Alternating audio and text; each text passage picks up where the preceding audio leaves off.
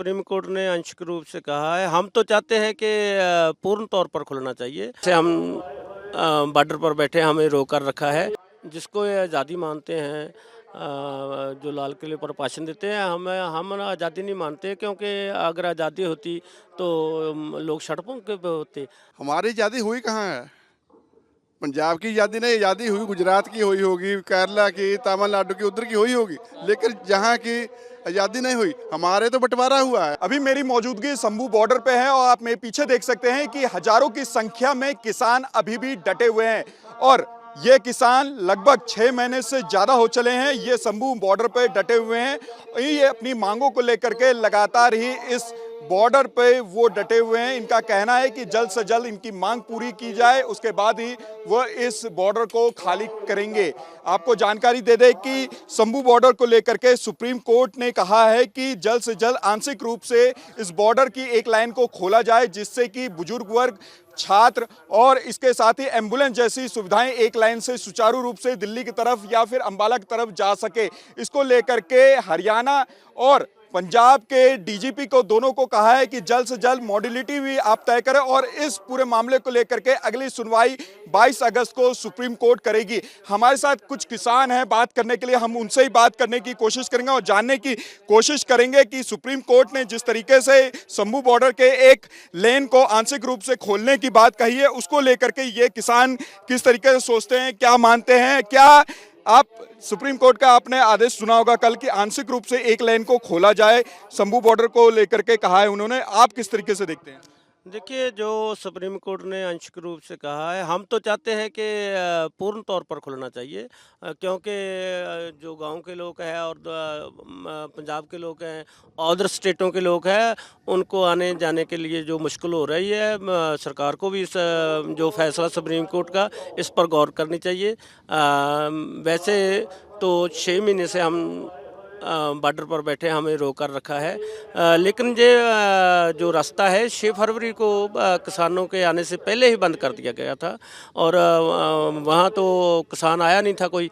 जब ये रास्ते में कील लगा दी और बड़ी बड़ी दीवारें निकाल दी, और सुप्रीम कोर्ट हाई कोर्ट को वैसे उसी टाइम नोटिस लेना चाहिए था। देखिए, सुप्रीम कोर्ट ने दोनों ही डीजीपी को कहा है कि आप मॉड्यूलिटी तैयार करिए, हरियाणा के हो डीजीपी या फिर पंजाब के हो। उन्होंने कहा कि आपस में आप बैठ लें, आपको 1 हफ्ते का टाइम देते हैं, उसके बाद आप तय करें कि कैसे ये एक लाइन खुलेगी।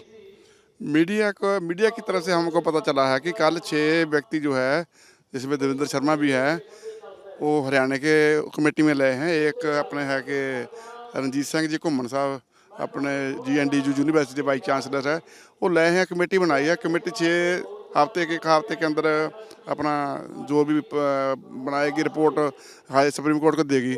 उसके बाद जो फैसला होगा, जो आंशिक रूप में कह रहे हैं, आंशिक रूप में कैसे चलाएंगे वो तो हमारी बुद्धि के बाहर निकल गया। कैसे इसको एक आदमी आएगा उसको निकाल देंगे, दूसरा कैसे रोकेंगे, और दूसरा निकाल दिया तीसरे को कैसे रोकेंगे? आधे ऐसे नहीं हो सकता है।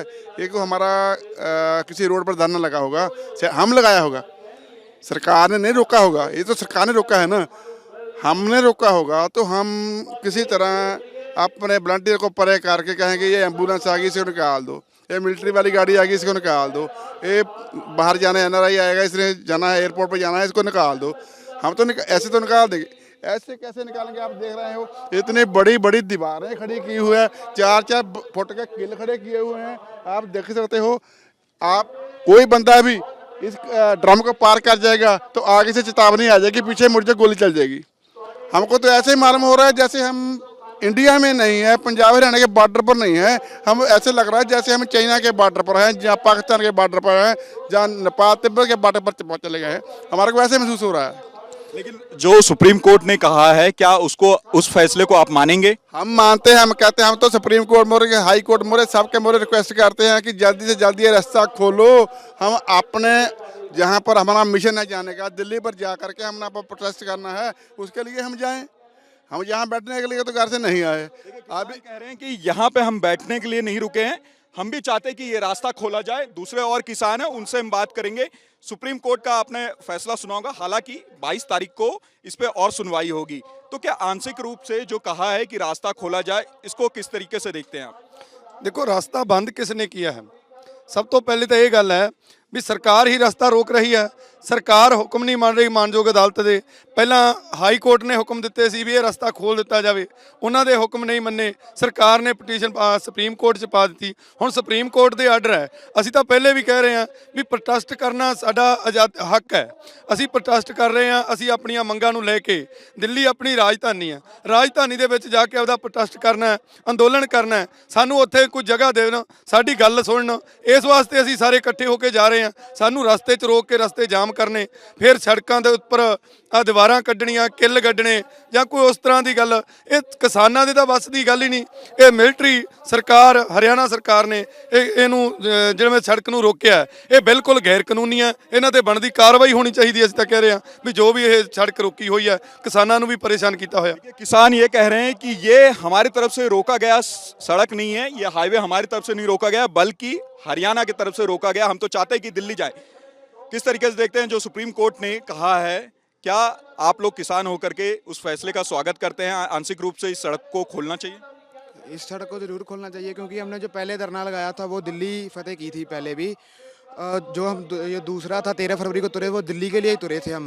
तो हमको सरकार ने ये रास्ते में यहाँ पे रोका है। हमने यहाँ पे नहीं रुकना था, जाना तो दिल्ली है, दिल्ली फतेह करनी है। पहले भी ਸਿੰਘਾਂ ਨੇ बहुत बार फतेह की है, ऐतकी फिर दिल्ली फतेह ही करन जानी है। जो खोलणगे असीं तां आपदा राह गांह जाना, असीं दिल्ली फतेह करके फिर ही आपदा हार मनांगे। दिल्ली की बात यहाँ पे कह रहे हैं कि हमने ये रास्ता नहीं रोका, बल्कि हरियाणा सरकार के द्वारा ये रोका गया था। हम तो यहाँ से दिल्ली की तरफ जा रहे थे। 15 अगस्त आने वाला है और आप लोग कह रहे हैं कि हम यहाँ पर झंडा फहराएंगे, यहाँ पर हम एक रैली निकालेंगे। क्या उसकी प्लानिंग है? हाँ देखो, जिसको ये आज़ादी मानते हैं, जो लाल किले पर भाषण देते हैं, हम ना आज़ादी नहीं मानते, क्योंकि अगर आज़ादी होती तो लोग सड़कों पे होते। आज़ादी होती तो लोगों के पेट में पीतल की गोली दागी जाती। और हम इस आज़ादी को आज़ादी नहीं मानते। हम 15 अगस्त को पूरे देश पद्धरी ट्रैक्टर मार्च करेंगे और किसान मजदूर के झंडे फहराएंगे। क्या आप लोग आज़ादी नहीं मानते? ये तो भाई साहब कह रहे हैं कि हम 15 अगस्त को आज़ादी नहीं मानते। हमारी आज़ादी हुई कहाँ है? पंजाब की आज़ादी नहीं, आज़ादी हुई गुजरात की हुई होगी, केरला की, तमिलनाडु की, उधर की हुई होगी। लेकिन जहाँ की आज़ादी नहीं हुई, हमारे तो बंटवारा हुआ है। हमारे से पाकिस्तान निकाल दिया, हमारे से नेपाल, ऐसे अफगानिस्तान निकाल दिया, हमारे को तो बंटवारा हुआ है। हमारी आज़ादी कहाँ हुई? वो उल्टा हमारा घर घूटा जा रहा है कि पंजाब का कोई भी व्यक्ति है, कोई भी चाहे कोई वो किसान हो, चाहे कोई कारखानेदार हो, उसको दबाने के लिए हर पल जी सेंट्रल गवर्नमेंट तत्पर रहती है। माफ़ी मांगूंगा, लेकिन पूरा देश तो 15 अगस्त को स्वतंत्रता दिवस के रूप में मनाएगा, लेकिन आप किसान होकर ऐसी बात कर रहे हैं। नहीं, हम उसको मानते नहीं। हमारी आज़ादी नहीं हुई है, हमारी आज़ादी नहीं, आज़ादी कारपोरेट की हुई है। आज़ादी व्यापारी, बड़े व्यापारी की हुई है, आज़ादी सरकार की हुई है, तमिलनाडु की आज़ादी हुई है। इतने आंदोलनकारी जो मरे थे अंग्रेजों से देश को आज़ाद करने में, क्या उनका मरना विफल रहा? 93% कुर्बानियाँ की है पंजाब में। पंजाब ने कुर्बानियाँ दी है, लेकिन उसके बदले में पंजाब को मिला क्या है? यही मिला है रोड पर। उसके जो हमारे पूर्वज जो इसके लिए शहीद हुए हैं, इसके लिए कुर्बानियाँ, काले पानी गए हैं, ये किया है, उसके लिए हमको यही मिला है ना, और तो कुछ नहीं मिला है। हम भी इस देश के वासी हैं, भारत के वासी बन गए हैं। पहले भारत के वासी नहीं थे। जैसे पहले आज़ादी से पहले ये तो एक बकरी कंट्री थी। पंजाब को हरियाणा काट दिया, पंजाब को टुकड़े टुकड़े कर दिए। क्यों किए हैं? इसीलिए कि इसकी पावर कम करने लगे। हमारी आज़ादी जिस दिन आएगी, हम उस दिन मनाएंगे।